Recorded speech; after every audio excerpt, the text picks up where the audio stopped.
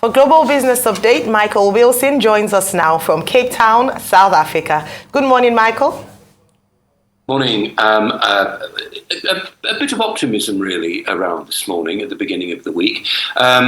Cooling inflation in the United States as witnessed last week. So basically, stocks fairly mixed in Asia Pacific. The Nikkei is down 1%. The Hong Kong Hang Seng is up marginally, and the Shenzhen in China is up 2%, so a lot of variation. And of course, yesterday we saw the opening of the high-speed rail link between Hong Kong and China, which is helping things as well. So generally, a feeling of optimism. The US markets closed today because of the Martin Luther King holiday. However, let me take you to Wall Street whilst they are on holiday and look at some of the kinds of stocks that people are looking forward to in 2023. And the selection of it will surprise, I know, a lot of you. Alphabet, for example, Google's parents. Google is seen as the front runner in every major tech group at the moment. Him and Hers, they're a telehealth company. Again, healthcare is being seen as a major kind of factor. And also Orthopediatrics Corp, which is, as its name suggests, it majors in orthopedics, but mainly in children. So that's felt to be quite a good thing. And also Chef's Warehouse, a food distributor to high-end restaurants. Again, I think we've noted before, haven't we, as this year is still very, very young indeed, but still the majority of the spending this year felt to be amongst high-income earners, and certainly those sorts of stocks are the things that Wall Street is now is concentrating on. I'm not to say there aren't considerable headwinds still to come. Tesla price cuts, we mentioned those last week. We're seeing these as the first recession test, really, of the electric vehicle industry.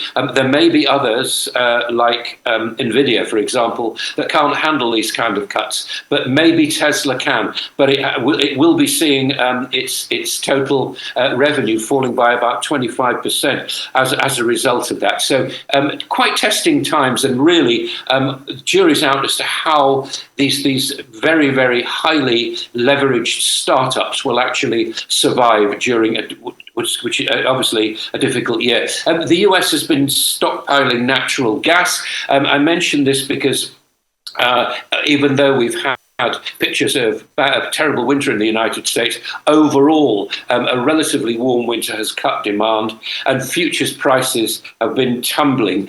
For the first time, the US is in the position of net storage of natural gas, 11 billion cubic feet of it back underground into storage. It's the first time that's ever happened in its history.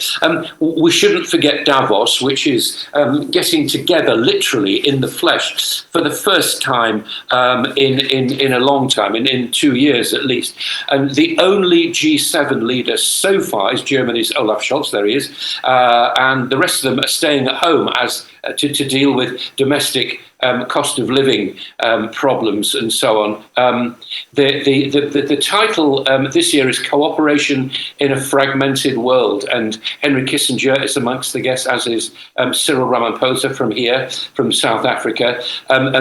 But they will see the biggest threats to world growth as the cost of living crisis, as an energy and food scarcity. Sweden, here's a big find here of rare earth metals. The find there could be as important as oil and natural gas. The rare earth oxides have been found there. Now, these are vital components for EVs, electrical vehicles, and turbines. 99% at the moment come from China. The company is LKAB, which is a state-owned energy company of Sweden. But it could be this discovery could be more important than wherever oil and gas is going in the future. They're important for them. The UK, again, I'm going to remind you of some figures last week. The economy actually grew very, very slightly in November. We'll get more figures about that as the week goes. But it isn't to say that there aren't, again, considerable problems for the UK economy coming up, cost of living crisis and so on. And oil and gas, probably domestic bills, will probably remain high for quite some time. time. There's light at the end of the tunnel as far as the UK rail strikes are concerned.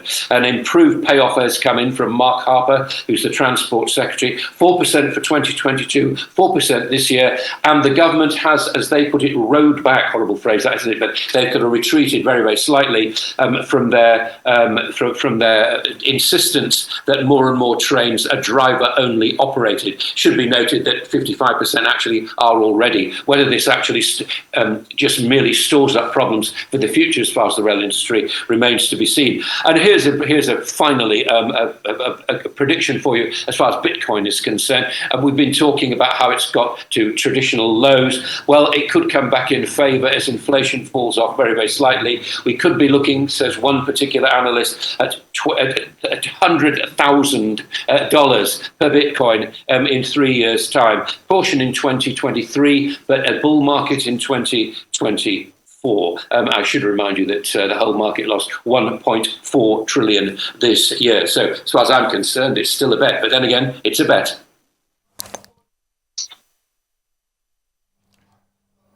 Mark, good morning. Good to see you on the show this morning. The first thing I was listening to all the stories making the rounds, and the one that tops my mind is back home for you in England. Is it becoming gradually a winter of discontent with the real workers dropping their work tools and saying they're not going to go to work? And there are others who have shown signs that they're going on strike as well.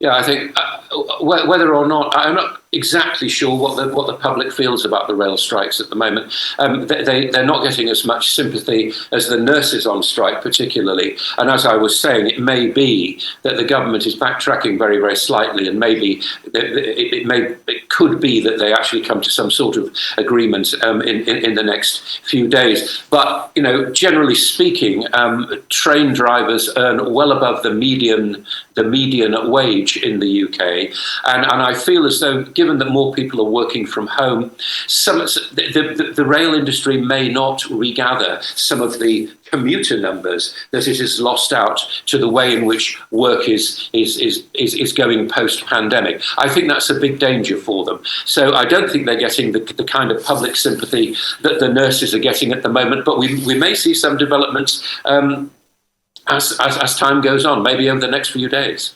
There's some concern that this could actually affect the economy, because if the nurses are downing tools and the rail workers are downing tools, I happen to have friends and family in the UK, and the response, the feedback I'm getting is that things are looking really, really bad for the beginning of the year in terms of the economy. Yeah, the cost I most recently heard put on the economy is 0.25%, i.e. 0.25% of GDP, which is quite considerable.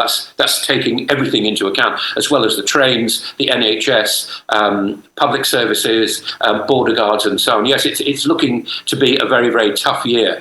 But I think the government are digging in and saying, look, we have to control inflation first of all. Once we've done that, then we can start thinking about maybe meeting around the table. But a lot of the demands that particularly the public services are asking are seen as unrealistic. And remember, yes, public servants, civil servants, whatever you care to call them, do get paid slightly less than those in the private sector. But when they retire, they have inflation-linked and inflation-protected pensions, which, of course, the majority of people in the private sector don't have and have to fund those themselves. So it works in a lot of ways. I don't think we've seen the end of these strikes, but nor do I feel as though we've seen the end of the discussion about them either.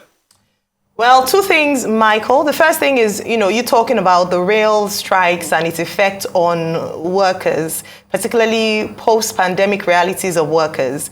I'd like to ask you, recall last week we talked about Disney saying that the staff members were going to come back into work physically 4 days per week.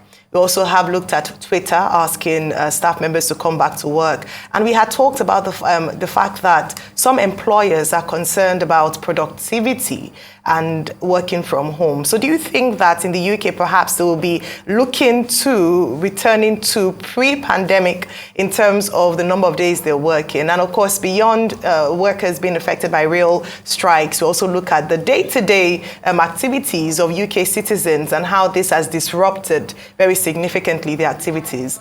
And also, do you think that since the rail workers are coming to some sort of agreement, they would also be discussing with other striking unions? You already talked about the nurses, the emergency services, and the likes.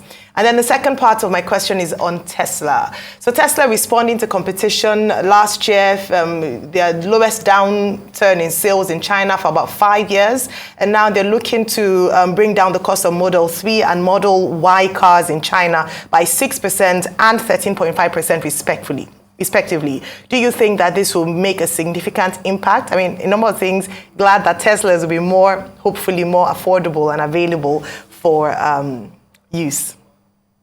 Your take on this, please. I think the big thing about Tesla right now is the way that they are responding to the fact that their vehicles are too expensive, and they're also responding to the lack of consumer demand. It doesn't matter where it is, whether it be in China, Europe, the UK, or the United States. And what they're doing is they're saying that they're going to cut costs. Now, the real question is, if they do that, then what will their competition do? And can their competition survive? Because whatever problems Tesla is having, it is cash rich at the moment, and its production has overtaken demand. So it's in a very healthy position right now, should it wish to cut prices. And we're seeing that it is going to do that. Perhaps just as important is the fact that Joe Biden has bet a lot of his this so-called Inflation Reduction Bill on government subsidies going towards electric vehicles. So it's in everybody's interest that Tesla actually manages to weather this. Now, whether it will is a different kind of thing. But I think that is the major question. It's how the price cuts that Tesla is actually doing are going to affect the rest of the EV industry. As far as most countries are concerned, again, the complaint normally about electric vehicles is all well and good, but where do I plug it in? And until it's as easy as going to a gas station, I think that the jury is out as to how quickly the rollout of electric vehicles will actually happen. As far as the UK strikes are concerned, I don't think, unless it's under the aegis of the Trades Union Congress, the TUC, that whatever happens in the rail industry will affect the NHS. If I were the NHS negotiators, I would not let it affect the way I were negotiating. Who knows whether it will? But it looks as though, I mean, what they may get some comfort from is the fact that the government is slightly backtracking on the demands, on its dug-in position, if you like, against the rail strike. So again, all to play for, and I suspect there'll be a lot of discussion about this over the next few days. Brilliant. Well, thank you very much, Michael. We'll see you tomorrow for the Global Business Update. It's day one of the World Economic Forum taking place in Davos, Switzerland. Leaders from around the world have flown in for the annual summit. Arise business correspondent Rota Sodiri is there. He has a roundup of what to expect this week. We are in snowy Switzerland for Davos 2023, the 53rd annual forum of the World Economic Forum, where a number of issues are going to be discussed, chief of which, are we heading for a global recession? This particular World Economic Forum comes at a crucial time where it is being predicted that a global recession is on its way. The International Monetary Fund, the World Bank have slashed growth projections, economic growth projections for pretty much every region around the world. There's about 2,700 leaders that will be converging on Davos this year.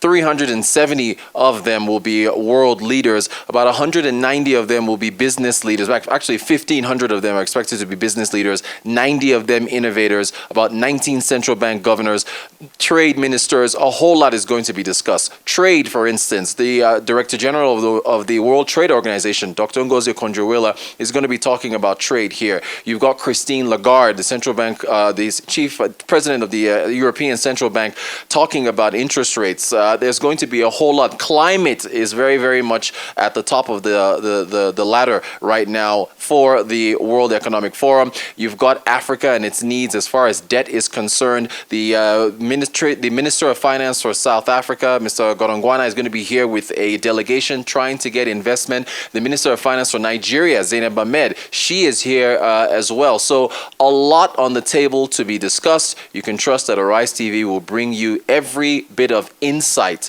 and analysis from this very crucial World Economic Forum, Davos 2023. Rodu Sodiri, Arise News. Well, thank you very much, Rotus. We look forward to getting more updates on Davos as they start today for the rest of the week.